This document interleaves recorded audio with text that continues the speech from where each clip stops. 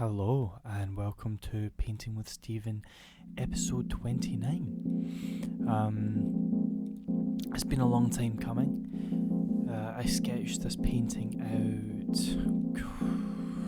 certainly over a month ago anyway. But I deviated slightly from what I had planned. I think it still sort of turned out okay. I'm going to be varnishing it later after it's dried, just to make the colours pop a little more. So basically the premise of this video or painting was essentially sort of a black magic theme. Black magic going on inside this creepy abandoned, or maybe not even abandoned, but creepy sort of castle on a remote island somewhere, with just this shooting stream of green light going into the sky and creating this massive cloud. Originally I was going to actually have the green light part the clouds, but then I actually decided that it should be creating this sort of greenish, smoggish looking cloud. So anyway, that's what I decided to do. I find the sort of idea and the concept of black magic and sort of incantations and spells affecting the physical world very, very interesting. Obviously, it's slightly more sort of a fantasy, sort of setting, if you would want to call it that, but I would more sort of just say it's sort of European mythology, a mythological European type setting for this painting, and also I think how magic and willing something to be can have an effect, a negative effect on you without it actually being your intention. I think once you start playing around with these sort of fourth dimensional or spiritual or transcendental planes, it can have all sorts of unusual and intriguing effects on your life that you don't necessarily understand or put together that it was that caused it. When you look at, for example, Jimmy Page and Robert Plant allegedly doing their sort of selling their soul to the devil for fortune and fame thing, and obviously that is indeed what happened, and with that motif, especially music, it sort of seems to be that it's more like people think of it as you're selling your soul to the devil for skill, but that's absolutely not what's going on there. When you sell your soul at the crossroads to the devil, for example, as an allegorical way of thinking about it, what you're really doing is you're putting almost like a spell of illusion over everyone around you, or at least that's how I interpret it, where you could go and play a shoddy, shitty fucking thing, like strum an A chord for 50 minutes, and everybody would think, because of this illusion that has befallen them, they would think that it was one of the greatest musical compositions ever recorded, or ever performed. And this is sort of what I mean when I say that when you sell your soul to the devil, it's more tricking everybody else. You don't change. But here's the thing, with Jimmy Page and Robert Plant, and this is just sort of more like a pop culture example that we can utilise here. With Jimmy Page and Robert Plant, what ended up happening was horrible twists of fate ends up being unleashed upon them. And same with John Bonham, because according to the story, Led Zeppelin obviously were, you know, a sort of typical garage rock, blues rock band of the time, whatever you want to call them, and they did this ritual where they wanted to summon higher powers to their aid, and the three of them, John Bonham, Jimmy Page, Robert Plant, did it. John Paul Jones, the bassist, abstained, and what ends up happening is John Bonham obviously died very young, which really broke up the band. But what happened to Jimmy Page and Robert Plant is personal tragedies also befell them, as well as obviously, you know, their cash cow band falling apart with the death of John Bonham. John Paul Jones went on to live a pretty regular life, devoid of the sort of unusual and extreme tragedies of the other three. So a lot of people allude to the fact that this could have been supernatural. More onto the actual subject at hand here, which is a lot more sort of mythological and grandiose, if you want to sort of think about it in those terms. We're talking about black magic that is physically changing the space that it's found in, that it's inhabiting. We're seeing, you know, an actual physical marked effect, which of course is more allegorical, because in reality, if you believe in this sort of thing, you know, I'm not going to get into that, but basically if you believe in wielding supernatural forces within, you know, this reality, what it will usually be is little quirks and chinks of fate, you know, little messages and subconscious sort of manifestations being fulfilled, you know, rather than big, massive, grand spectacles such as this. But when you're obviously in the sort of Faustian sense and the sort of you know, Greek and Roman tradition of Pan, for example, or any of these things, what we have to be careful about is when we try and summon these extremely complicated and often contradictory entities with their own personalities and their own understanding of what they want and things that they want in this carnal realm. When you start to play around with that sort of thing, you can will upon yourself extreme destruction and extreme angst and awful things, and in a way you can get what you want, but in an extremely destructive way, which is sort of what ends up happening to Led Zeppelin, right? In this case, what I wanted to evoke was more a lonely, solitary figure in, you know, say like a regal home of the aristocracy on the far-flung edges of a kingdom of some description, wielding his knowledge in an extremely reckless, haphazard and malicious way, which could bring destruction upon himself, destruction upon his country, destruction upon his house.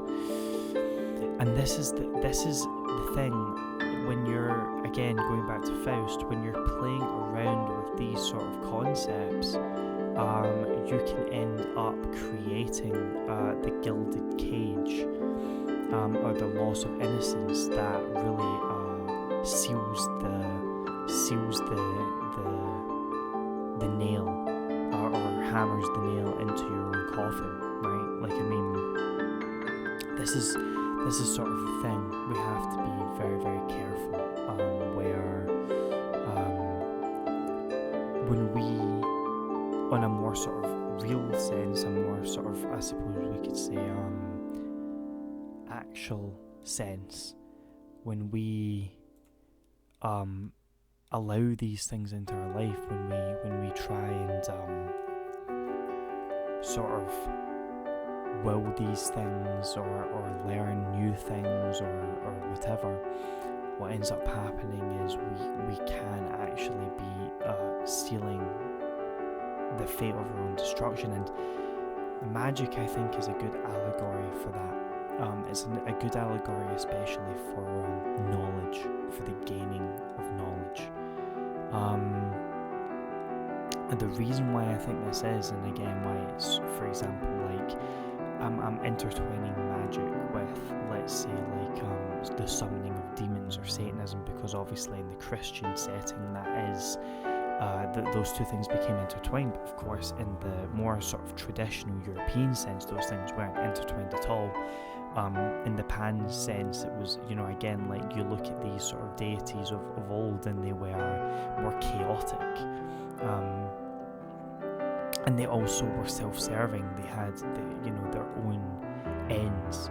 Whereas in the Christian sense, things became more, it was benevolence versus malevolence, right? And it was, God versus Satan.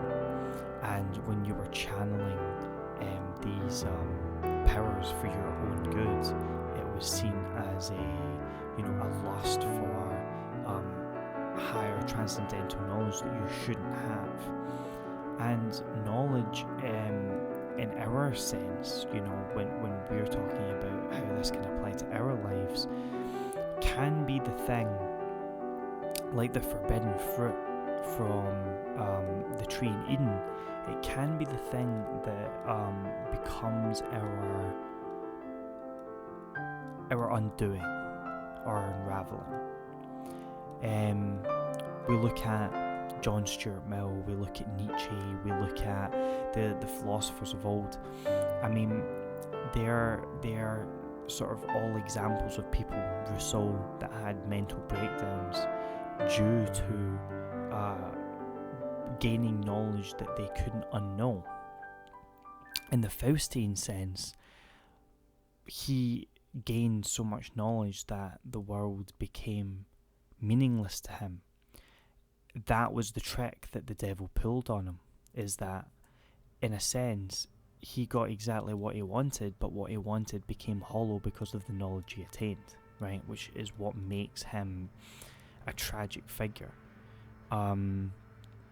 And this is the thing, like when, for example, with all of this instant access to information now, what we have is far greater amounts of knowledge than the Library of Alexandria at our fingertips.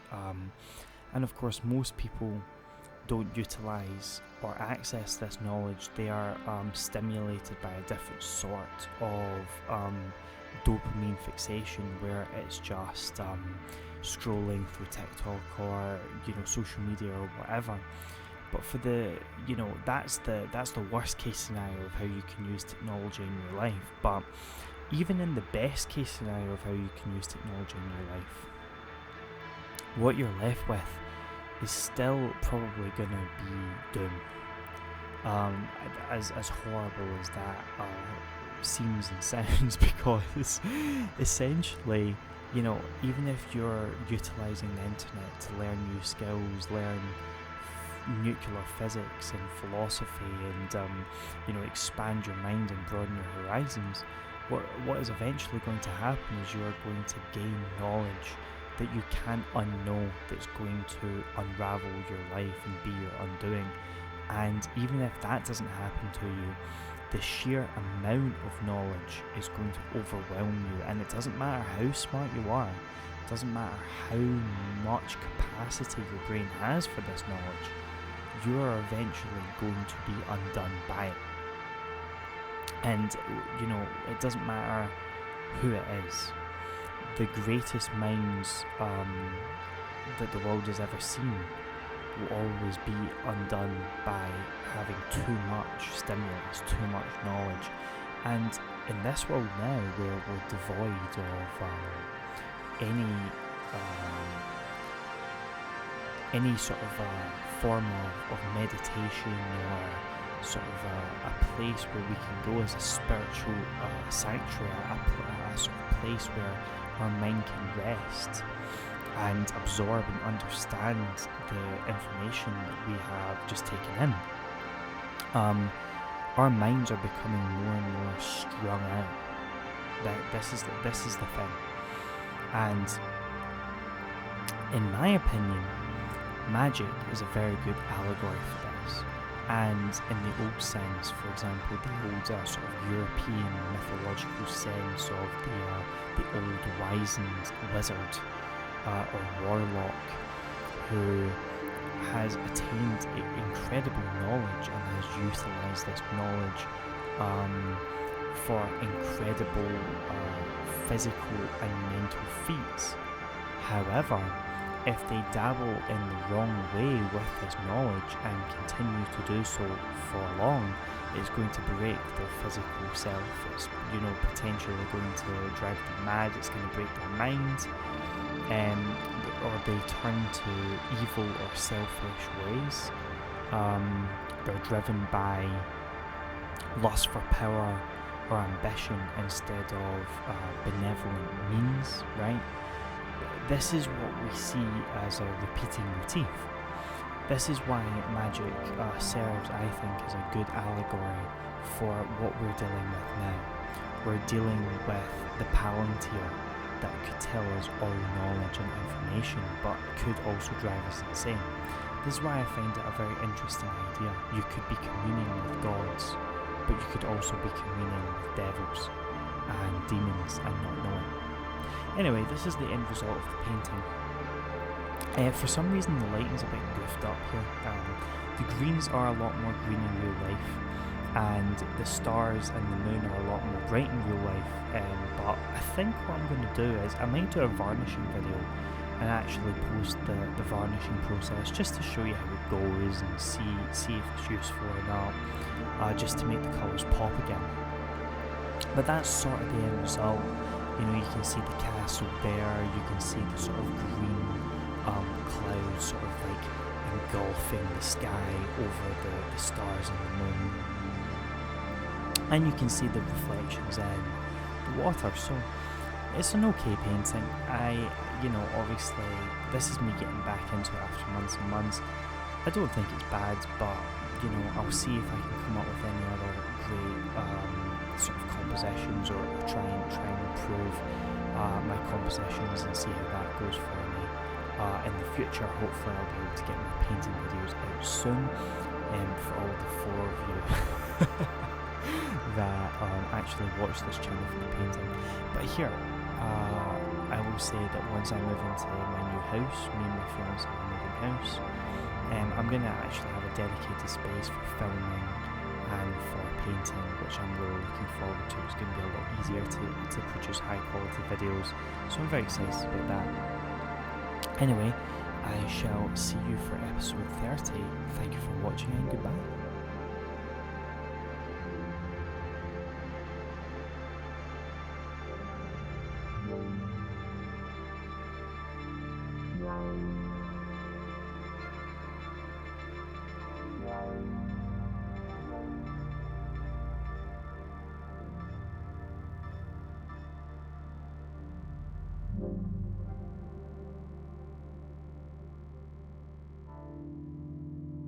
Wow.